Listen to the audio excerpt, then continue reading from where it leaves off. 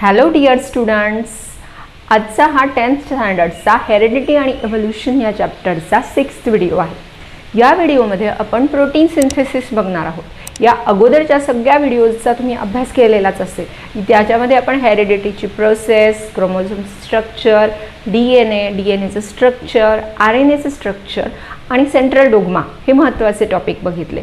आजचा जो प्रोटीन सिंथेसिसचा महत्त्वाचा टॉपिक आहे, मग हा आपण काय टॉपिक आहे आपला हे आपल्या लक्षात राहायला पाहिजे। Protein synthesis, what is mean by synthesis? Synthesis म्हणजे टू मेक, तयार करणे, बनवणे पण आपण शब्द वापरू शकतो, पण आपण तयार करणे। काय तयार करायचं आहे आपल्याला? प्रोटीन्स। मग प्रोटीन्स काय असतात? आता सिंथेसिसचा अर्थ आपल्याला कळला, टू मेक आउट, बनवणे, पण मग प्रोटीन्स काय असतात? आता आपल्याला प्रोटीन्सचा एक्झॅक्ट मराठी अर्थ माहिती आहे। प्रोटीन्स म्हणजे प्रथिनं। मग हे प्रोटीन्स कशासाठी लागतात? हे कसे तयार होतात? आता तुम्ही सेंट्रल डोग्मा जर प्रत्येकाने अभ्यास केलेला असेल तर मग तुम्हाला लक्षात येईल की सेंट्रल डोग्मामध्ये आपण काय बघितलं होतं की डीएनए पासून काय बनवला जातो? आरएनए।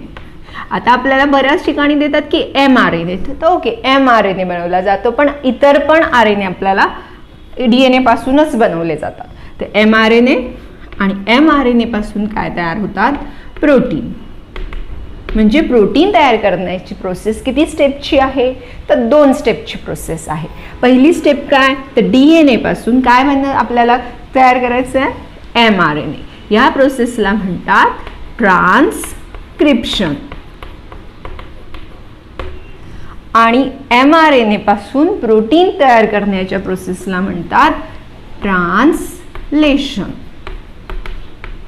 जे बघा, तर आपण हे शिकतोय की प्रोटीन सिंथेसिस आहे 2 स्टेप प्रोसेस आहे ती, जी आपण सेंट्रल डोग्मामध्ये शिकलेलो आहे। आता सेंट्रल डोग्मा हा पूर्ण लाईफचा सेंट्रल डोग्मा आहे। सगळ्या जेवढे ऑर्गॅनिझम असतील तेवढ्यांमध्ये हा सेंट्रल डोग्मा फॉलो होतो। फक्त आपण बघितलं होतं की in case of RNA viruses जे असतात त्यांच्यामध्ये फक्त आरएनए प्रेझेंट असतो, पण आरएनए पासून त्यांना परत काय बनवावा लागतो? डीएनए, आणि मग परत प्रोटीन्स तयार करण्यासाठी परत हीच प्रोसेस फॉलो करावी लागते।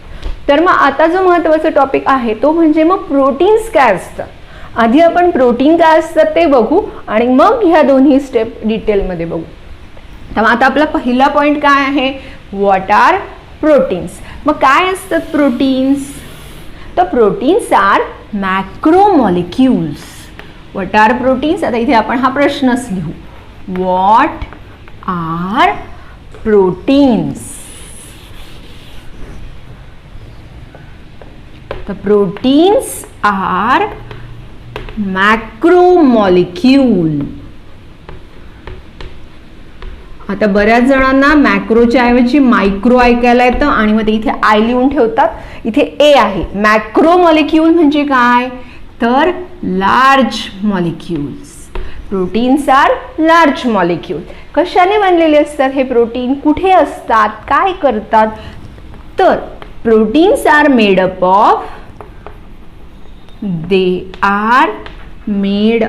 of many amino acids. कशापासून बनलेले असतात ते? अमायनो ऍसिड्स पासून बनलेले असतात। मग अमायनो ऍसिड्स काय?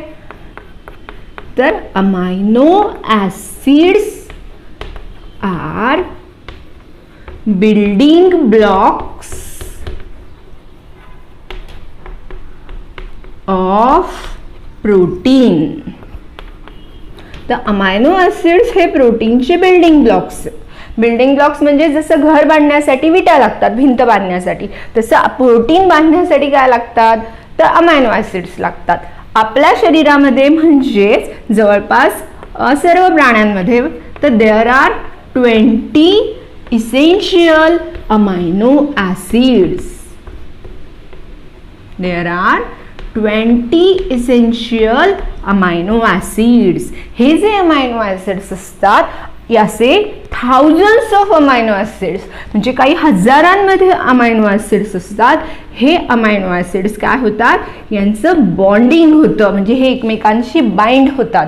कशाने बॉन्ड होतात? मग बॉन्डिंग असेल तर बॉन्ड लागेल, मग यांच्यामध्ये एक बॉन्ड तयार होतो, म्हणजे thousands of amino acids are bonded together by a peptide bond. Protein मध्ये जो बॉन्ड असतो त्याला कुठला बॉन्ड म्हणायचा? Peptide bond. They are bonded together by a peptide bond to form a polypeptide. Poly म्हणजे अनेक, अनेक पेप्टाइड असतात, ते एकत्र येतात, मग त्यालाच काय म्हणणार आपण? प्रोटीन. ओके, म्हणजे इथपर्यंत तुम्हाला सगळे पॉइंट्स क्लिअर असेल की आता आपण पहिल्यांदा शिकतोय की प्रोटीन्स काय. तर आपण प्रोटीन्सचं बेसिक केमिकल स्ट्रक्चर नाही एवढं आपल्याला डिटेलमध्ये, पण मग आपल्याला ॲटलीस्ट समजलं तर पाहिजे की प्रोटीन हा एक बायोमॉलिक्यूल आहे. प्रोटीन काय? एक बायोमॉलिक्यूल. आणि हा डीएनए सारखाच एक मोठा मायक्रोमॉलिक्यूल आहे. आणि प्रोटीनचे फंक्शन्स काय? म्हणजे डीएनएचं मेन फंक्शनच आहे की प्रोटीन तयार करणं.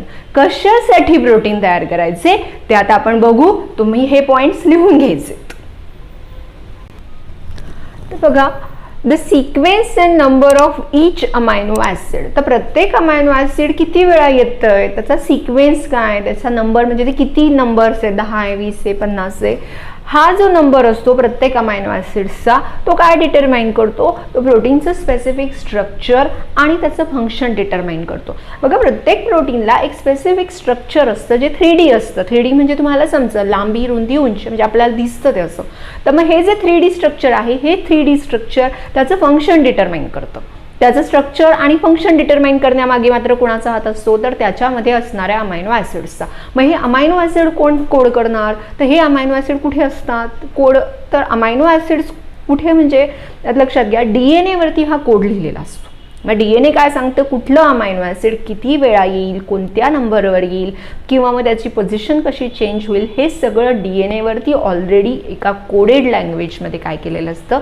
साठवून ठेवलेलं असतं. मग ते डिकोड केलं जातं आणि मग त्या डिकोडेड जो इथली प्रिंट असते, ज्याला आपण mRNA म्हणणार, त्या प्रिंटच्या सहाय्याने सायटोप्लाझममध्ये बॉडी काय तयार करते? प्रोटीन तयार करते. तर म्हणजे प्रोटीनचे मी तुम्हाला सांगितलं की त्यांना असंख्य फंक्शन्स असतात आणि मोस्टली डीएनए थ्रू आपण पहिले प्रोटीन तयार केले जातात आणि इतर पण काही मॉलिक्युल्स जे असतात ते तयार केले जातात जे असेंबल होतात. नुसते प्रोटीन्स नाही तर इतर पण छोटे छोटे मॉलिक्यूल असतात, हे सगळे एकत्र येतात आणि एक पूर्ण स्ट्रक्चर उभं करतात. तर प्रोटीनचं सगळ्यात महत्त्वाचं फंक्शन आहे की प्रोटीन अँटीबॉडीज म्हणून काम करतात, जे असंख्य बॅक्टेरिया, व्हायरसेस, फंगाय किंवा इतर जे मायक्रो ऑर्गॅनिझम असतील जे आपल्या शरीरामध्ये येतात, आपल्याला आजार निर्माण करतात, त्यांच्या विरुद्ध बॉडीला प्रोटेक्शन देण्याचं काम अँटीबॉडीज करतात. आणि अँटीबॉडीज प्रोटीन्स असतात. एन्झाईम्स. तर आपल्या शरीरामध्ये जेवढ्या सगळ्या महत्त्वपूर्ण केमिकल रिॲक्शन्स होतात, ह्या सगळ्या रिॲक्शन्स कुणाच्या तरी मार्फत होतात. म्हणजे याला एन्झाईम्स हे कॅटलिस्ट म्हणून काम करतात. हे रिॲक्शन स्पीडअप करतात. नॉर्मल टेम्परेचरला, नॉर्मल बॉडी टेम्परेचर, नॉर्मल प्रेशरला शरीरामध्ये ह्या असंख्य रिॲक्शन्स सतत घडत असतात. आणि ह्या सगळ्या रिॲक्शन्स ज्या आहेत त्या कोण कॅरी आउट करतं? तर एन्झाईम्स. एन्झाईम्स प्रोटीन्स असतात. उदाहरणार्थ ट्रान्स्क्रिप्शनसाठी पण एन्झाईमच लागणार, ट्रान्सलेशनसाठी पण एन्झाईम्सच लागणार, आणि इतर सगळ्या ॲक्टिव्हिटी ज्या आहे आपल्या शरीरात, उदाहरणार्थ डायजेशन आहे त्याला पण एन्झाईम्सच लागणार, रेस्पिरेशन आहे त्याला पण एन्झाईम्स लागतात. मग हे सगळ्या रिॲक्शन्स ज्या कॅरी आउट करायच्या आहे ते पण काय असतात? मग बरेचसे प्रोटीन्सच असतात. तर मॅसेंजर, सगळेच हार्मोन्स जे असतात, काही हार्मोन्स जे असतात हे प्रोटीन्स असतात. सगळे हार्मोन प्रोटीन्स नसतात. काही हार्मोन्स वेगळ्या पण कॅटेगरीचे बायोमॉलिक्यूल असू शकतात. मग हे जे हार्मोन्स असतात हे हार्मोन्स काय करतात? हे सिग्नल देतात. म्हणजे हार्मोन हे मॅसेंजर आहे. उदाहरणार्थ activate some type of cells. एखाद्या सेल ॲक्टिवेट करा, एखादा हार्मोन रिलीज झाल्यावर, किंवा मग बॉडी पार्ट ॲक्टिवेट करा, किंवा मग त्याचं काम थांबवा, कमी करा वगैरे, असे जे सिग्नल्स असतात हे सगळे सिग्नल्स हार्मोन्स देतात. याला केमिकल मॅसेंजर म्हणतात. आणि बरेचसे हार्मोन हे काय असतात? प्रोटीन. म्हणजे प्रोटीन मॅसेंजर्सचं पण काम करतात. एका ठिकाणाहून दुसऱ्या ठिकाणी जे संदेश असतात किंवा सिग्नल्स असतात हे ट्रान्समिट करायचे. ट्रान्समिट म्हणजे पोहोचवणे, टू कॅरी. तर प्रोटीन्स, हा प्रोटीन्सचा बराच महत्त्वाचा रोल आहे की proteins are the structural components of cell. What are structural components? तर प्रोटीन स्ट्रक्चर तयार करतात. उदाहरणार्थ सेल मेम्ब्रेन्स ज्या आहेत, सेल मेम्ब्रेन तयार करण्यासाठी प्रोटीन्स आणि लिपिड्स लिपिड्स म्हणजे आपण बघितले फॅट्स, तेलकट पदार्थांमधले छोटे मॉलिक्यूल. तर मग हे जे लिपिड्स आणि किंवा फॅट्स आहे हे आणि प्रोटीन मिळून सेल मेम्ब्रेन्स तयार होतात. मग प्लाझ्मा मेम्ब्रेन असेल किंवा न्यूक्लिअर मेम्ब्रेन असेल, प्रत्येक अवयवाच्या मेम्ब्रेन असतील. मग ह्या मेम्ब्रेन तयार करायचे आहे, इतर काही सेलमधले इतर काही ऑर्गन्स तयार करायचे छोटे छोटे, हे सगळे किंवा इव्हन आपले मोठ्या मसल्स पण बघा, आपल्या मसल्स ह्या सगळ्या प्रोटीन्सने बनलेल्या असतात. तर मग हे जे आहे बरेचसे, तर मग स्ट्रक्चरल तयार करणं आणि सेलला सपोर्ट करणं, प्रत्येक पार्टमध्ये कुठल्या ना कुठल्या प्रकारे प्रोटीन्स अवेलेबल असतात. उदाहरणार्थ केसांमध्ये कॅराटीन नावाचं प्रोटीन असतं, त्याच्यानंतर हिमोग्लोबिन जे ब्लडमध्ये असतं ते पण एक प्रोटीन आहे.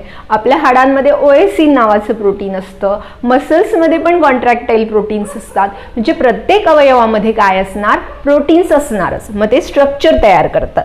Component of cell transport and storage, बघा हा वरचा पार्ट होता, सॉरी, ट्रान्सपोर्ट आणि स्टोरेज. तर काही प्रोटीन दुसऱ्या एखाद्या स्मॉल मॉलिक्यूलला बाइंड करतात, म्हणजे ते त्या मॉलिक्यूलला चिटकतात किंवा ते मॉलिक्यूल तो मॅसेंजर कॅरियर असल्यामुळे त्याला चिटकतात आणि हे प्रोटीन्स त्याला काय करतात, त्याचं ट्रान्सपोर्ट करतात एका सेलमधून किंवा सेल्युलर ट्रान्सपोर्ट म्हणजे एका अवयवाकडून दुसऱ्या अवयव म्हणजे ऑर्गॅनेलकडे सेलच्या आतल्या आत, किंवा एका सेलकडून दुसऱ्या सेलकडे, एका टिश्यूजकडून दुसऱ्या टिश्यूजकडे, किंवा ओव्हरऑल बॉडीमध्ये पण. म्हणजे ट्रान्सपोर्ट आणि स्टोरेजसाठी सुद्धा आपण काय वापरू शकतो, म्हणजे बॉडी काय वापरते, प्रोटीन्स वापरते. आता रिपेअरिंग, आता डॅमेज होतातच पार्ट्स, उदाहरणार्थ कट्स लागतात, ब्रुइजेस होतात, आपण पडतो वगैरे वगैरे. मग याच्यामध्ये किंवा इंटरनल पण इंजुरीज होत राहतात सेलमध्ये. मग ह्या सगळ्या इंजुरीज होताना सेल्युलर वॉल्स, ऑर्गॅनेल्स किंवा बॉडी पार्ट्स काय होतात, ते डॅमेज होतात. हे जे डॅमेज होते बॉडी पार्ट्सला, हे रिपेअर करण्यासाठी सुद्धा काय लागतात, आपल्याला प्रोटीन्स लागतात. ओके, तर आता महत्त्वाचा पॉईंट असा आहे की मग हे जे प्रोटीन्स असतात हे कुठे कोड होतात, तर जीन्समध्ये होतात. म्हणजे genes code for a functional protein. Genes डीएनएचाच प्रत्येकच भाग काही फंक्शनल प्रोटीन कोड करत नाही, पण बराचसा भाग जो कोड करतो त्याला आपण जीन्स म्हणतो. म्हणजे बघा, डीएनएवरती जो भाग प्रोटीन्ससाठी किंवा इतर कुठल्या मॉलिक्यूल्ससाठी कोड करतो त्याला म्हणायचं जीन. मग हे जे जीन्स असतात हे काय तयार करण्यासाठी मदत करणार आपल्याला, तर प्रोटीन्स तयार करतात. ही सगळी जी प्रोसेस आहे ही प्रोसेस एकदम कंट्रोल्ड प्रोसेस आहे. म्हणजे कसं की अगदी ठरवलेलं असेल, अगदी परफेक्ट बॅलन्स असतो या प्रोसेसमध्ये. स्लाइट जरी मिस्टेक झाली तरी आपण पुढे बघणार आहोत, तरी त्याचे अत्यंत वाईट असे परिणाम बॉडीवरती होऊ शकतात. मग ही जी प्रोसेस आहे ही प्रोसेस 2 मेजर स्टेप्समध्ये, म्हणजे काय, कुठली प्रोसेस, तर प्रोटीन तयार करायची प्रोसेस 2 मेजर स्टेप्समध्ये, लक्षात ठेवा 2 मेजर स्टेप्समध्ये काय झालेली, ती डिस्ट्रीब्यूट झालेली. पहिली प्रोसेस आहे, आपण लिहिणार आहोत पण आधी समजून घ्या. पहिली प्रोसेस आहे ट्रान्सक्रिप्शन आणि दुसरी प्रोसेस आहे ट्रान्सलेशन. ट्रान्सक्रिप्शन ही प्रोसेस न्यूक्लियसमध्ये होते, ट्रान्सलेशन ही प्रोसेस सायटोप्लाझम होते. दोन्ही प्रोसेस सेपरेट ठिकाणी होतात, त्यांचे कंपोनंट सेपरेट आहे, त्यांचे रॉ मटेरियल सेपरेट आहे, सगळं सेपरेट आहे. याच्या मागे काय कारण असणार आहे, तर प्रोसेस खूप महत्त्वाच्या असल्याने कुठेही गोंधळ नको. याचं कंपोनंट याने घेतलं आणि याचं रॉ मटेरियल त्याने घेतलं आणि गोंधळ, कारण ही लाईफ तयार करणारी प्रोसेस, एक बॉडी तयार होणार असते आणि त्याच्यामुळे ह्या प्रोसेसेस महत्त्वाच्या आहेत. तर आता आपण पहिली प्रोसेस बघणार आहोत, त्या अगोदर तुम्ही फळ्यावरचं लिहून घ्यायचं. तर ट्रान्सक्रिप्शन आणि ट्रान्सलेशन म्हणजे बघा आपण काय बघतोय, तर आपण प्रोटीन सिंथेसिस बघतोय. तर प्रोटीन सिंथेसिसच्या किती स्टेप्स आहेत, 2 मेजर स्टेप्स. पहिली कुठली स्टेप आहे, ट्रान्सक्रिप्शन. ट्रान्सक्रिप्शन आणि दुसरी प्रोसेस आहे ट्रान्सलेशन. म्हणजे protein synthesis has 2 major steps, transcription and translation. तर बोथ टुगेदरली म्हणजे together, transcription and translation, transcription and translation is called gene expression.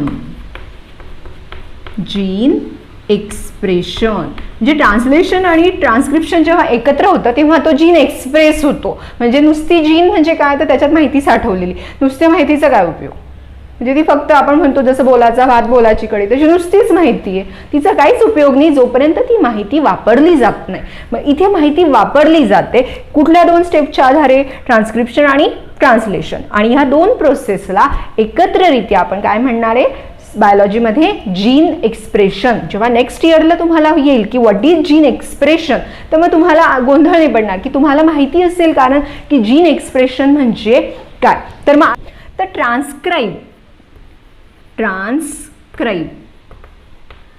To transcribe.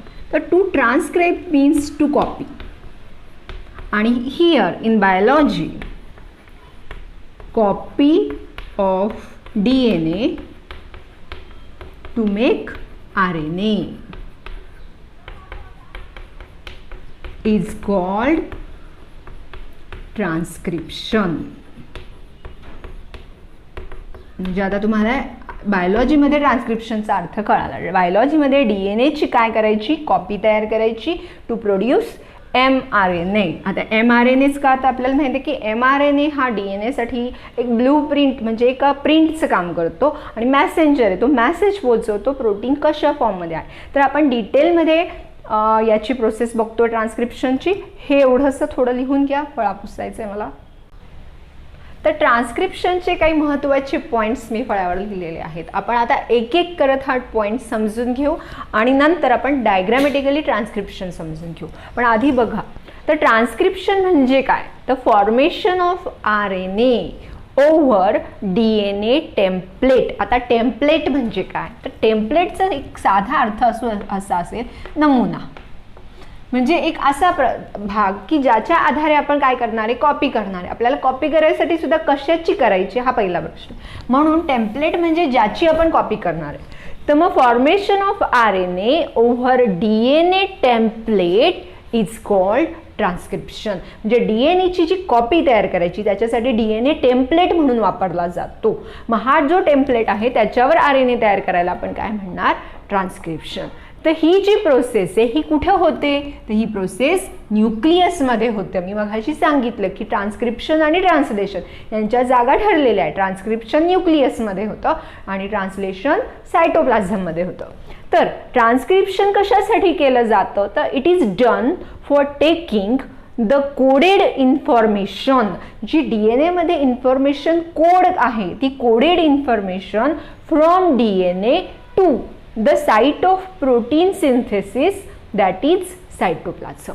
मग प्रोटीन सिंथेसिसची साईट आहे सायटोप्लाझम. सायटोप्लाझम पर्यंत माहिती कशी येणार, DNA स्वतः येऊ शकत नाही. तुम्ही म्हणाल येतो ना क्रोमोझोमच्या फॉर्ममध्ये, येतो ना क्रोमोझोमच्या फॉर्ममध्ये DNA सायटोप्लाझममध्ये येतो, तेव्हा न्यूक्लिअर मेम्ब्रेन आपण पुढच्या चॅप्टरमध्ये बघू डिसइंटिग्रेट होतात. पण क्रोमोझोम म्हणजे एकदम पॅक डायरेक्ट वरून कव्हर बिव्हर लावलेला DNA. आता तो ओपन कसा करायचा, कारण आपण जेव्हा ट्रान्स्क्रिप्शन बघू त्याला DNAचे स्ट्रँड ओपन लागतील आणि इतका असा जर DNA सायटोप्लाझममध्ये आला तर त्याला इतर जे न्यूक्लियस एन्झाईम असतात, एक एन्झाईम असतात जे न्यूक्लियसमध्ये की न्यूक्लिक ॲसिडच खाऊन टाकतात. मग DNAला स्वतःच्याच DNAला पण खाऊन टाकतील ते. म्हणून DNA कुठे असतो, न्यूक्लियसमध्ये. आणि मग तो काय पाठवतो, तो माहिती पाठवतो. म्हणजे असं समजा की तो पत्र पाठवतो, एक झेरॉक्स पाठवली त्याने. ही झेरॉक्स कोण, तर mRNA. मग ही झेरॉक्स कुठे जाईल, तर त्या साईटवर जाईल आणि त्याच्या आधारे काय तयार होईल, प्रोटीन तयार होईल.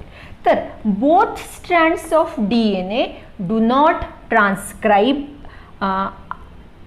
Okay, both strands of DNA do not transcribe RNA transcribe करत नाही. पण only one strand is used as a template for transcription. त्याचा अर्थ काय होतो, तर DNA डबल हेलिक्स आहे, त्याला 2 स्ट्रँड असतात, एक 5' टू 3', एक 3' टू 5', आणि हे दोन्ही स्ट्रँड्स बाइंड असतात.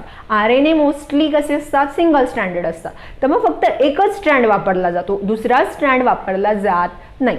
जो स्ट्रँड DNA किंवा RNA तयार करण्यासाठी वापरला जातो त्या स्ट्रँडला काय म्हणतात, टेम्पलेट स्ट्रँड. दुसरा असेल तो non template strand, master strand किंवा सेन्स स्ट्रँड. तर मग हे जे स्ट्रँड आहे हे एकाचेच नाव आहे. काही ठिकाणी याला टेम्पलेट स्ट्रँड म्हणतात, काही ठिकाणी त्याला मास्टर स्ट्रँड म्हणतात, काही ठिकाणी त्याला सेन्स स्ट्रँड म्हणतात. तर हे जी प्रोसेस होण्यासाठी एक एन्झाईम लागतं ज्याला म्हणतात RNA polymerase. RNA polymerase bind होतं आणि मग ट्रान्सक्रिप्शनची प्रोसेस स्टार्ट होते. तर मग ही जी RNA पॉलिमरेज आहे याच्याशिवाय ट्रान्सक्रिप्शन होऊ शकत नाही. आणि दुसरं महत्त्वाचं म्हणजे बघा की DNA वरती जो सिक्वेन्स असेल तसाच पण कॉम्प्लिमेंटरी सिक्वेन्स RNA वरती असतो. मग आता हे सगळे महत्त्वाचे मुद्दे तुम्ही ट्रान्सक्रिप्शनचे बघितलेले, परत एकदा रिवाइज करा. बघा काय तर formation of RNA over DNA template म्हणजे त्याला आपण ट्रान्सक्रिप्शन म्हणतात. कुठे होतं? न्यूक्लियसमध्ये होतं. कशासाठी होतं? तर कोडेड इन्फॉर्मेशन कुठे न्यायची आपल्याला? सायटोप्लाझममध्ये न्यायची, त्याच्यासाठी होतं. पुढे त्यापैकी एकच स्ट्रँड त्याच्यामध्ये भाग घेतो, दुसरा भाग घेत नाही, त्याला आपण टेम्पलेट किंवा मास्टर स्ट्रँड म्हणू. कुठलं एन्झाईम काम करतं? RNA polymerase.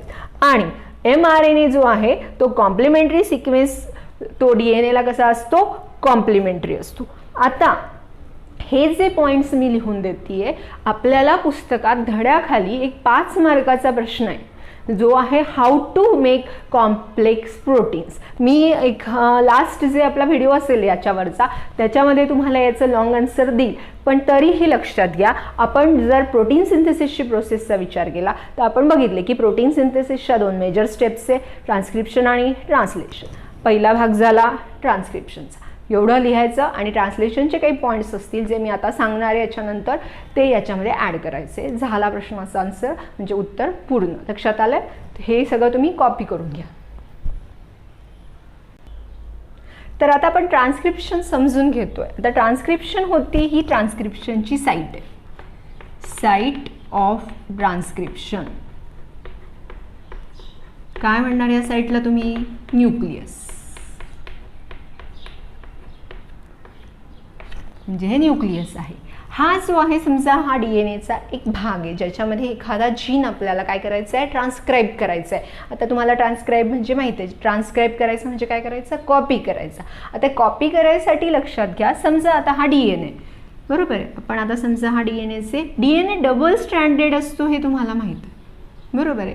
मग आता डबल स्ट्रँडेडपैकी फक्त एकच स्ट्रँड जो आहे तो एकच स्ट्रँड काय म्हणून वापरला जातो? टेम्पलेट स्ट्रँड म्हणून वापरला जातो. पण त्याच्यासाठी मग DNAचे स्ट्रँड सेपरेट करायला लागतील ज्याला आपण DNAचं अनवाइंडिंग म्हणतो. म्हणजे DNA वाइंड होतो तेव्हा DNA काय होईल? असा असेल. पण आता आपल्याला तो मोकळा करायचा आहे. मग त्याच्यासाठी एक आता लक्षात घ्या ही एक फार लॉंग प्रोसेसेस आहेत. ह्या आपल्याला बरेच एन्झाईम्स लागतात, बरेच फॅक्टर्स लागतात. मी तुम्हाला फक्त सोपं समजून सांगते. मग असं नाही की टीचर अजून लेंदी याच्यापेक्षा लेंदी ह्या वर्गामध्ये आपण शिकू शकत नाही.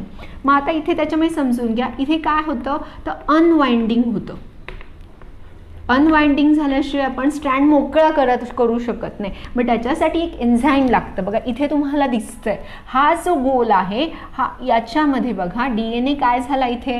अनवाइंड झालाय तेवढा पार्ट. आणि त्याच्यासाठी जे एन्झाईम वापरलं जातं, जे एन्झाईम ते काम करतं त्याला म्हणतात RNA पॉलिमरेज. म्हणजे RNA पॉलिमरेज काय करतं तर हा जो स्ट्रँड आहे तो अनवाइंड करून त्याला ट्रान्सक्राईब करायला मदत करतं. आणि tRNA ट्रान्सक्राईब करायला RNA पॉलिमरेज वेगळं लागतं. ते 3 प्रकारचे आणि दोन्ही यांच्यासाठी ते वेगवेगळे लागतात. मग आता आपण इथे तशीच प्रोसेस बघू. बघा आपण समजा हे RNA पॉलिमरेज बाइंड झालेलं आहे आणि इथे DNA काय होतोय? अनवाइंड होतोय. म्हणजे हा समजा इथे वाइंडेड DNA आणि आता इथून DNA काय झालाय? वाइंड झालाय. तो परत पुढे काय होणार? जसं जसं हे पुढे पुढे सरकत जातं हे पण लक्षात घ्या की हा जो पार्ट आहे हा परत पुढे पुढे सरकतो आणि पुढे सरकला की तो परत काय होतो? वाइंडिंग होत जातं त्याच. मग आता समजा हा DNAचा काय झाला? हे याच्या DNA वरचे आपल्याला माहिती आहे हे न्यूक्लियोटाइड्स असतात समजा DNA वरचे. आता आपण असेच इथे पण काढू.